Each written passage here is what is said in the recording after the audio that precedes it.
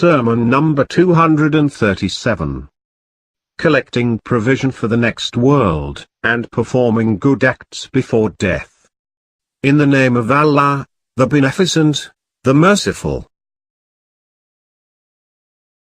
Perform good acts while you are still in the vastness of life. The books are open, for recording of actions. Repentance is allowed. The runner away from Allah is being called, and the sinner is being given hope of forgiveness before the light of action is put off.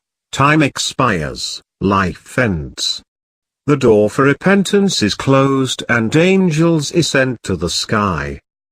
Therefore a man should derive benefit from himself for himself, from the living for the dead, from the mortal for the lasting, and from the departer for the stayer.